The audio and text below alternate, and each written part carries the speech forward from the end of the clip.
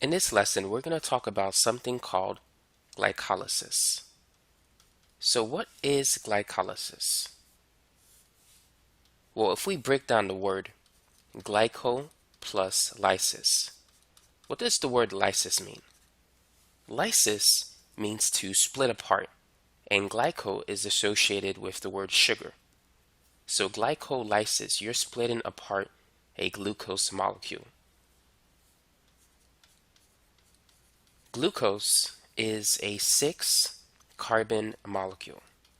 And in glycolysis, glucose will be split apart into 2 molecules of pyruvate. And each molecule of pyruvate represents a 3-carbon molecule. And so basically, you're taking glucose and breaking it apart in half, so to speak. And that's the basic idea behind glycolysis. And in this process, some of the energy that's released as glucose converts into 2 molecules of pyruvate is captured in the form of ATP and NADH. So glycolysis is an energy producing process. Now let's discuss the net reaction of glycolysis. So glycolysis takes place in the cytosol of the cell. And in the net reaction, we're going to start with a molecule of glucose, which will react with 2 NAD plus molecules and 2 ADP units, or adenosine diphosphate, with 2 inorganic phosphate ions. And this is going to produce 2 molecules of pyruvate plus 2 molecules of NADH. Going from NAD plus to NADH, is that a reduction process or is that an oxidation process? What would you say? Anytime you add hydrogen to a molecule, you're reducing the molecule, so that is a reduction process. Now, in addition to forming the 2 NADH molecules, 2 hydrogen ions will form and 2 units of ATP will be produced.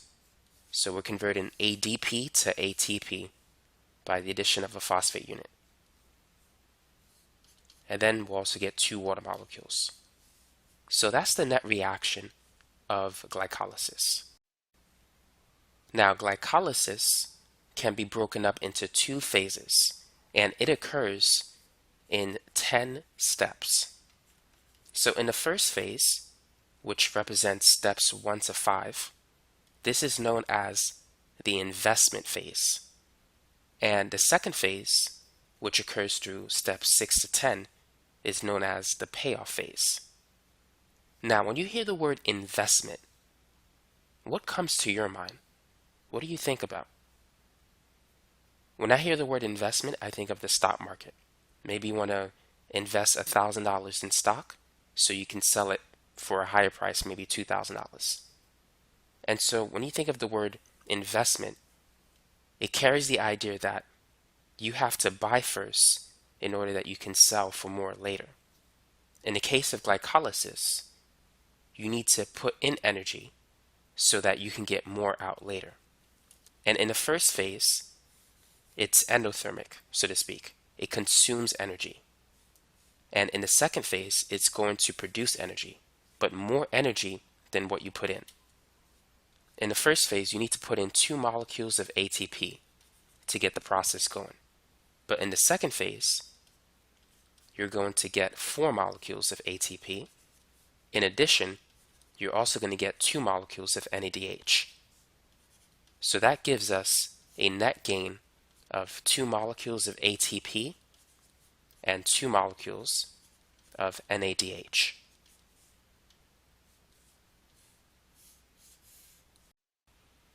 So now let's go over the 10 steps of glycolysis. So here we have step 1 of glycolysis, and on the left we're going to begin with a molecule of glucose. That doesn't look like a U, so let's fix that. Now, what's happening in this reaction? What is the difference between the structure on the left and the structure on the right? Notice that a hydroxyl group is replaced with a phosphate group. Now, what do you think is the name of the product of the first step of glycolysis? What is the name of this molecule? Well, let's find out. This is carbon 1, 2, 3, 4, 5, 6. So we have a phosphate group attached to carbon 6. And the substrate is a glucose molecule, so this is going to be called glucose 6-phosphate. Now, what is this process called? The process of adding a phosphate group to a molecule. This process is known as phosphorylation. We're phosphorylating glucose to create G6P, glucose 6-phosphate. Now, where does the phosphate come from? The phosphate comes from a molecule of ATP, which is converted to a molecule of ADP. ATP is known as adenosine triphosphate, and ADP is adenosine diphosphate. So ATP has 3 phosphate units attached to it, and ADP has 2 phosphate units attached to it. So going from ATP to ADP, it gives up a phosphate group, and there is an enzyme that helps us to transfer that phosphate group from the ATP molecule to the glucose acceptor molecule, giving us glucose 6-phosphate. Now, what is the name of that enzyme? That enzyme is called hexokinase. So a kinase enzyme catalyzes the transfer of a phosphate group from ATP to another acceptor molecule.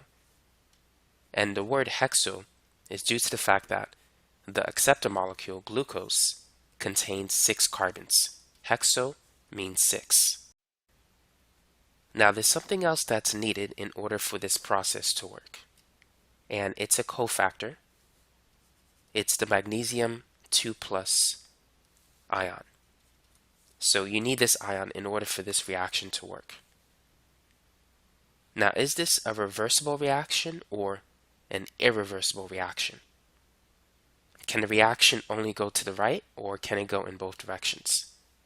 Now, under intracellular conditions, the standard free energy change for this reaction, at least according to my textbook, some numbers can change over time, it's negative 16.7 kilojoules per mole. And I am running out of space here, so if you see me writing very small, it's because there's not much space left. But that's the standard free energy change for this reaction. And because it's relatively large for intracellular conditions, this reaction is irreversible.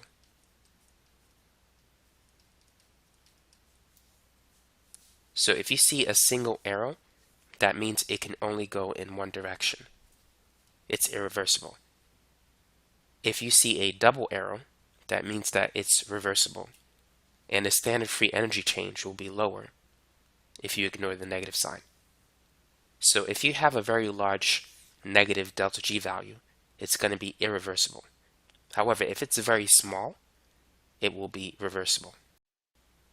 Now, one thing I do want to mention before moving on to step 2 is I think I wrote delta G naught is equal to negative 16.7 kilojoules per mole for the first step of glycolysis. But this should be delta G prime naught. Now, if you compare it to delta G, which is negative 34 kilojoules per mole, the reason why it's different is due to the pH values.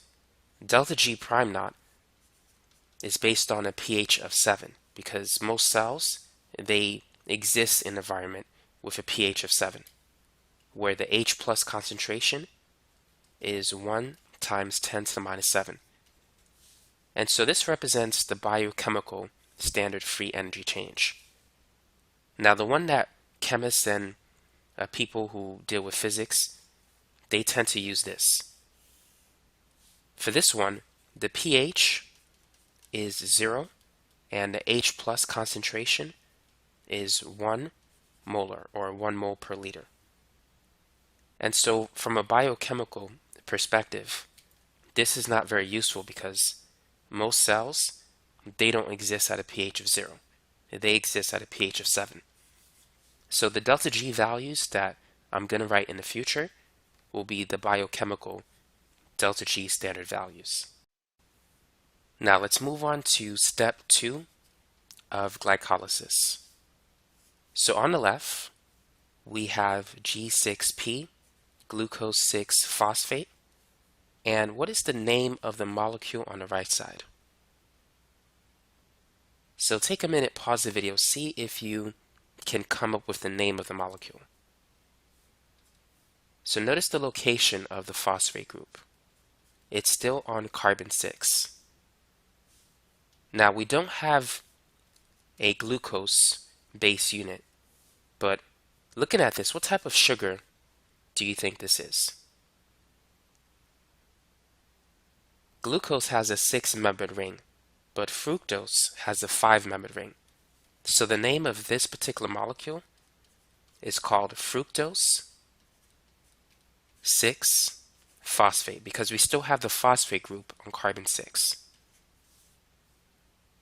Now the delta G value for this particular reaction, the biochemical delta G value, it's positive 1.7 kilojoules per mole. So based on that value, would you say that this particular reaction is reversible or irreversible? Now, if we look at the magnitude of this number, it's about 10 times less than the value that was in step 1, which was 16.7. So because this is so much more smaller, we're going to say that this reaction is reversible. Now this reaction is facilitated with the magnesium 2+ cofactor, so we need that as well. Now looking at the reactant and the product for this step, what is the relationship between the two? What is the relationship between glucose 6-phosphate and fructose 6-phosphate? Well, the phosphates group, they haven't changed, so they're still the same. The only difference is going from glucose to fructose. And glucose and fructose, they're basically isomers of each other. So with that in mind, what type of enzyme do we need if we want to create an isomer, if we want to catalyze a rearrangement reaction? What type of enzyme will help us to do that? So for rearrangement reactions, you need an isomerase. I think I said that wrong. Isomerase enzyme. Specifically, you need a phosphohexose isomerase enzyme. Now, why the word phosphohexose? Well, this word is associated with the reactant. If you look at the reactant, it's a hexose, it has 6 carbons, and it has a phosphate group. So that doesn't make sense that this is a phosphohexose isomerase. And it also works for the right side as well because it can go this way. The product is also a hexose. Fructose is a 6-carbon sugar, and it has a phosphate group attached to it. Now let's move on to step 3 of glycolysis. So on the left side, we have fructose 6-phosphate. And what is the product on the right side? What is the name of that molecule? So this is carbon 1, 2, 3, 4, 5, 6. Do you notice any differences between the reactant and the product? So notice that a hydroxyl group was replaced with a phosphate group. So in the product, we have 2 phosphate groups. We have one on carbon 1 and on carbon 6. So therefore, this is going to be called fructose 1,6-biphosphate. So I'm going to write BP for biphosphate.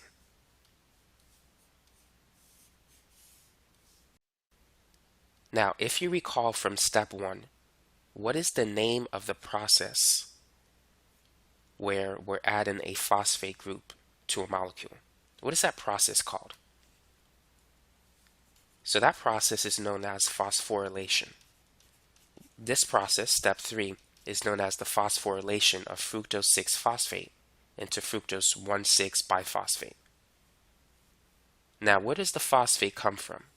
So based on step 1, it's going to come from an ATP molecule. And so when ATP loses a phosphate group, it transforms into ADP. Now, like step 1, we're going to need a magnesium 2+ ion to facilitate this reaction. Now, what about the enzyme for this reaction? What type of enzyme do we need? What type of enzyme catalyzes the transfer of a phosphate group onto a fructose substrate? Based on step 1, we know that a kinase enzyme will catalyze the transfer of a phosphate group to a molecule. Now, looking at the acceptor molecule, it's fructose and it has a phosphate group on it.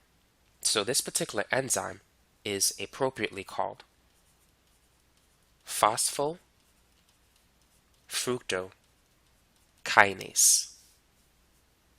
In short, it's also called the PFK1 enzyme. So that's the abbreviation for it. And it should be a 1 here too. It's phosphofructokinase 1. Now let's talk about the reversibility of this reaction. The standard free energy change for this reaction, the biochemical version, is negative 14.2 kilojoules per mole. So based on this value, would you say that this reaction is reversible or irreversible? Now, this value is pretty close to the value in step 1, which was negative 16.7. So this particular reaction is not reversible.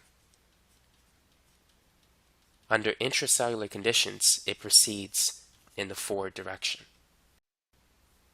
Now let's move on to step 4 of glycolysis, the cleavage of fructose 1,6-biphosphate. So notice that we get 2 molecules, a ketone and an aldehyde. So what do you think are the names for these molecules? A 3-carbon aldehyde with hydroxyl groups is known as glyceraldehyde. And if you count the carbons, the aldehyde has the highest priority, so that's carbon 1. You'll find that the phosphate group is located on carbon 3. So this is called glyceraldehyde 3-phosphate. And this one is called dihydroxyacetone phosphate. A 3-carbon ketone is known as acetone. Now, is this reaction reversible? The delta G value for this reaction is positive 23.8 kilojoules per mole. Now, this is a high number and it's positive, so that indicates that it favors the reactant on the left side.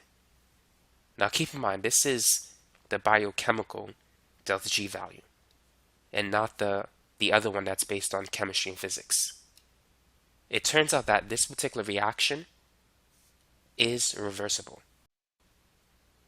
Now, we're going to talk more about that later, but the enzyme that catalyzes this reaction is known as the aldolase enzyme, which is used to catalyze a reversible aldol condensation reaction, which is what we have in step 4. Now, let's talk about the reversibility of the reactions in glycolysis. Now, for those of you who just want to know which steps are irreversible, for those of you who prefer memorization, steps 1, 3, and 10 are irreversible. The rest are reversible. So if you know that, you don't have to go any further. Now, for those of you who want to understand it, let's take the chemist's view of delta G. So this is delta G naught. Notice that when you have a very high negative value, the reaction is irreversible. It's product favored. And if you look at the other values, they're very small. They could be positive or negative, and those are the reversible reactions when delta G is close to 0.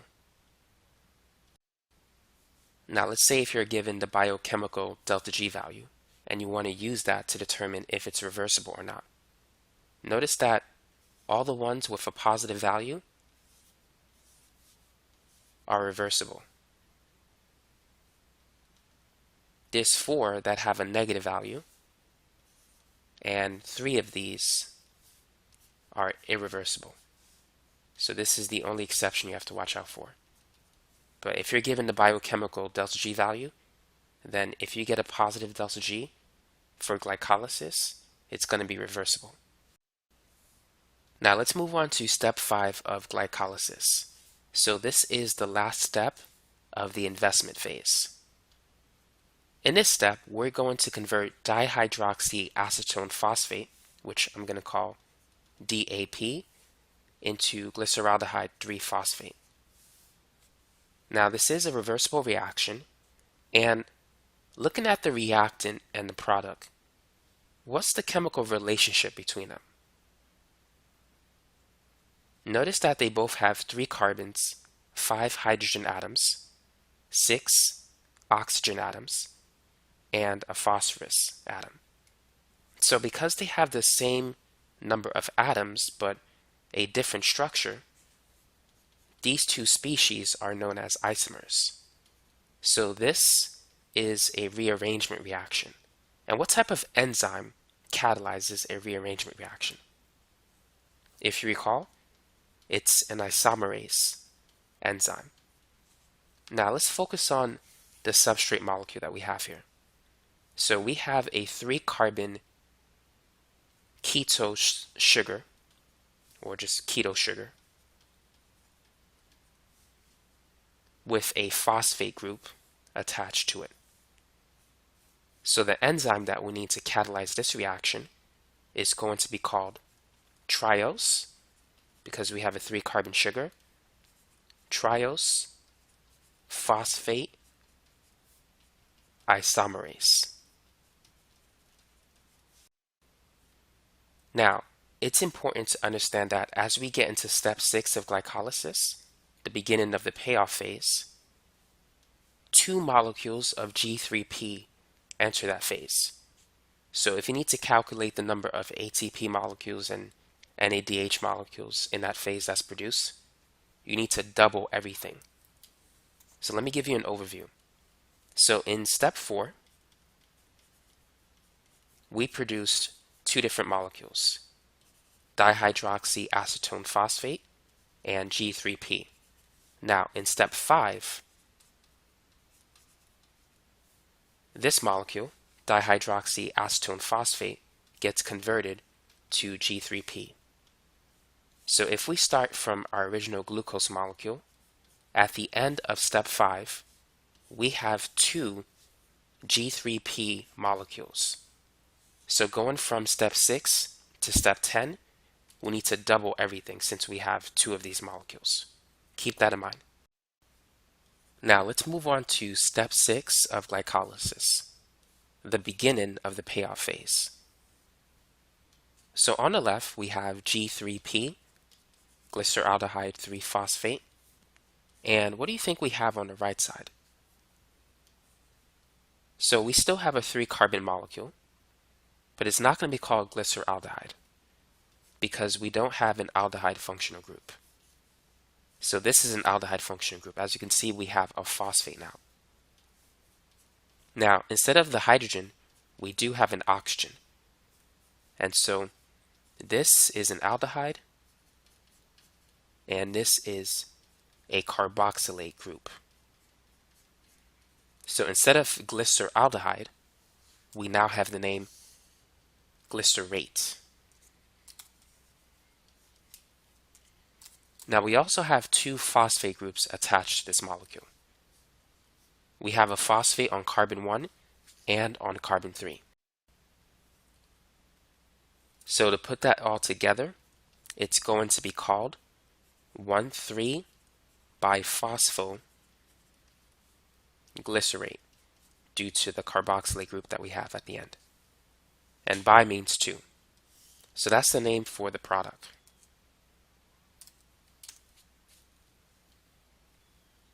Now, what else do we know about this reaction? The conversion of G3P to 1,3-biphospholglycerate, is that an oxidation reaction or is that a reduction reaction? Now, to give you a hint, in this reaction, we have the conversion of NAD plus into NADH. And it also produces an H plus ion. Now, the conversion of NAD plus to NADH, is that an oxidation or reduction reaction? Now, keep in mind, for every oxidation reaction, there is a corresponding reduction reaction. And just to review, oxidation occurs when you either remove hydrogen or if you add oxygen. Reduction occurs if you add hydrogen or if you remove oxygen. So looking at this reaction here, going from NAD plus to NADH, we're adding hydrogen. So that is a reduction reaction, which means that the conversion of G3P to 1,3-biphospholglycerate must be an oxidation reaction because that's the other reaction. And you could see it. Here, we're removing hydrogen, so that's oxidation, and we're adding oxygen, which is also oxidation. So G3P is oxidized to 1,3-biphospholglycerate, and at the same time NAD plus is reduced.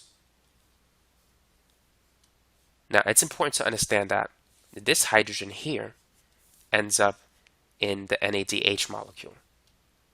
Now, the hydrogen that's part of phosphoric acid, well, that's not really phosphoric acid, but that's it's an inorganic phosphate. Phosphoric acid will have 3 hydrogens. So that's hydrogen phosphate, if you want to call it that.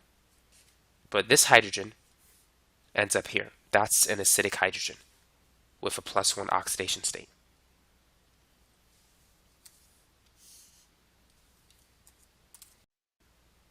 Now let's talk about the enzyme that catalyzes this reversible reaction. What type of enzyme do we need? So I'm going to give you the name this time. It's glyceraldehyde 3-phosphate. So this is the name of the substrate. That's G3P. And then dehydrogenase.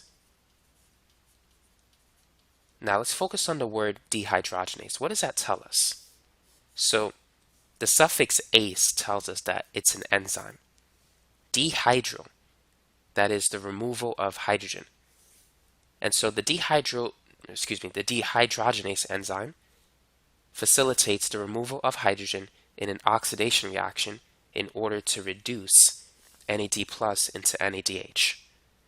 So anytime you see this enzyme, know that it oxidizes a substrate by removing hydrogen, and at the same time, it can reduce NAD plus to NADH.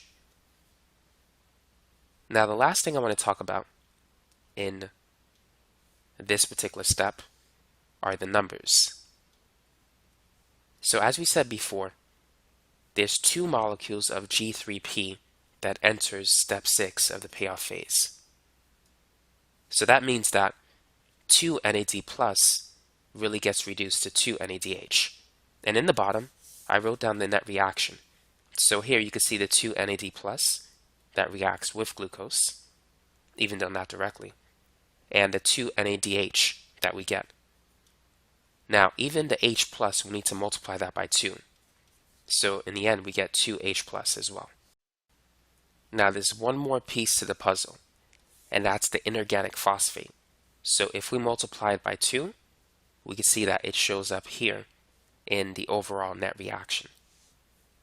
So it's good to keep in mind or keep track of what's happening in each reaction. what's being oxidized, what's being reduced, and things like that. So now you know where, not that one, but where these reactants and products show up in the individual steps in glycolysis. So they show up in step 6. Now let's move on to step 7 of glycolysis. So let's begin by figuring out what the name of the product is. Now for the reactant, we know that it's 1,3-biphosphoglycerate. Based on that, can you predict what the name of the product will be? So notice what's different. We lost a phosphate group. So we're still dealing with glycerate, but we don't have a phosphate group on carbon 1. We only have it in carbon 3. So instead of saying 1,3-biphosphoglycerate, this is simply 3-phosphoglycerate. So that's the name of the product for this reaction. Now, where did the phosphate group go? What happened to it? The phosphate group was transferred to a molecule of ADP to produce ATP. And this process is known as substrate level phosphorylation. It's the formation of ATP by a phosphoryl group transfer. Now, what about the enzyme for this reaction? What type of enzyme is used to transfer phosphate groups? So that enzyme is known as a kinase enzyme, but particularly this one is going to be called a phosphoglycerate kinase enzyme. And it makes sense because we're dealing with a phosphoglycerate molecule, in this case biphosphoglycerate. Now something I want to focus on is the production of ATP. Now remember, we're still in the payoff phase, so everything has to be multiplied by 2. So here we're consuming 2 ADP to make 2 ATP. In the investment phase, we had to put in 2 ATP units. In the payoff phase, we're going to get 4 with a net gain of 2. But right now, this 2 units of ATP represents a portion of the 4 that we need to get during the payoff phase. So it doesn't represent the net gain. It's simply half of this number. The last thing I want to mention about this reaction is that it does require a magnesium 2+ ion to work as well. And so that concludes step 7 of glycolysis. Now let's talk about step 8 of glycolysis. So on the left, we have 3-phosphoglycerate. So based on that, what is the name of the product on the right side? Feel free to pause the video and work on it. So if you look at the product and compare it to the reactant, notice that in this reaction, the phosphate group has been shifted from position 3 to position 2. So therefore, to name this product, it's 2-phosphoglycerate as opposed to 3-phosphoglycerate. Now, what type of enzyme moves a functional group from one position to another? Now, granted, these are isomers. So if you were to say an isomerase enzyme, you're not technically incorrect because the enzyme that I'm looking for is a type of isomerase enzyme. It has a specific name. So this particular enzyme is a mutase enzyme. It's a type of isomerase enzyme, but specifically, its purpose is to move a functional group from one position to another. In this case, to move the phosphate group from position 3 to position 2. So how can we name the complete enzyme that we need for this reaction? So all we need to do is look at the substrate molecule before, phosphoglycerate. So this particular enzyme is called phosphoglycerate mutase. It catalyzes a reversible reaction using the magnesium 2 plus ion cofactor. And so that's basically it for step 8 of glycolysis. Now, I know some of you might be excited that we're getting close to the end. It's been a long video, full of information. But before I continue, I just want to recommend that you subscribe to this channel, particularly if you like this video. It's a good way to show appreciation for it. And don't forget to click on that notification bell. I do have other videos on other topics like chemistry, physics, algebra, trig, pre-cal, calculus. So if you need help in those subjects, feel free to check out my channel and you can find playlists on those topics. But now let's continue on with step 9. Now the first thing I'm going to ask you is, what type of reaction do we have here? Is it a rearrangement reaction, a condensation reaction, a substitution reaction, or something else? So notice what's happening. We're losing a hydrogen and a hydroxyl group. So therefore, water is a side product of this reaction. So this is a dehydration reaction. We're removing water out of the equation. Now, we said that the name of this reactant, which is the product of the last step, is 2-phosphoglycerate. What do you think the name of the product will be? Now, this one might be a little hard to figure out, so I'm going to give it to you. The product is called phosphoenol pyruvate. Now, if you don't know the structure of pyruvate, it might be a little bit more difficult to figure that one out. Pyruvate has a carboxylate group, and attached to this carbon you have a ketone, and you do have this group as well in pyruvate, but it's going to be a CH3 instead of a CH2. Now we can see why we have the word phospho there, because we have a phosphate group attached to it. But what about the word enol? An enol is basically an alcohol attached to an alkene. Think of ene from alkene and ol from alcohol. So this here is an enol. And you could kind of see that here. I mean, we do have the alkene from the C double bond C, and you do have a CO bond. So thus you have a phosphoenol group because of the phosphorus here. Now, what type of enzyme will catalyze this reaction? Now, this might be hard to figure out, so I'm going to also give this one to you. It's an enolase enzyme. The reason for this is that this reaction proceeds through an enolic intermediate, and so this enzyme helps to facilitate that process. And that's basically it for step 9. So we have the dehydration of 2-phosphoglycerate into phosphoenol pyruvate. And so we get 2 water molecules because there's 2 G3P molecules starting with step 6. So in the net reaction, which I had before, there's 2 H2O molecules, and this is the reason why. Now this is the last step of glycolysis. So if we backtrack to the previous step, we said that 2 water molecules were formed, and so we could see that in a net reaction. Now in step 10, phosphoenol pyruvate is going to convert into pyruvate. And the cofactors that are needed for this reaction are the magnesium and the potassium ions. So what type of enzyme do we need? Notice that we're losing a phosphate group. So anytime you're dealing with a transfer of phosphate groups, you need the kinase enzyme.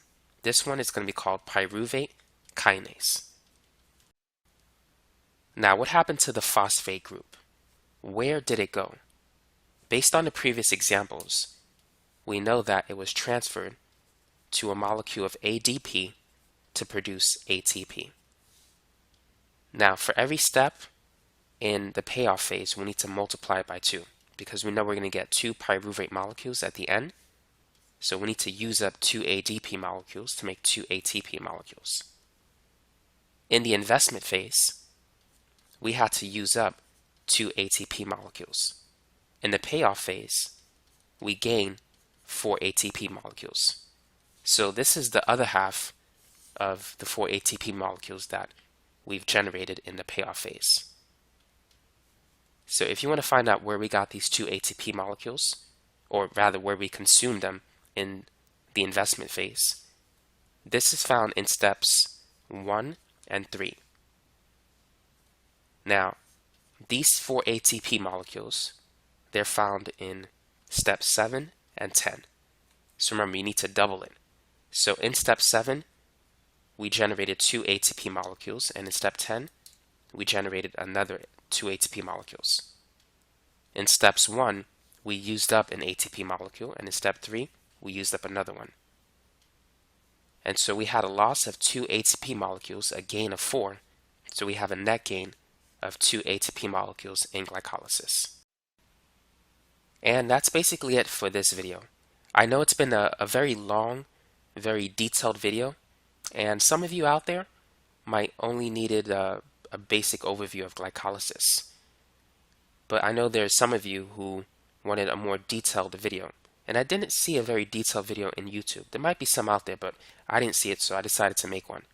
Hopefully you found it to be helpful, and if you did, feel free to subscribe, and thanks again for watching.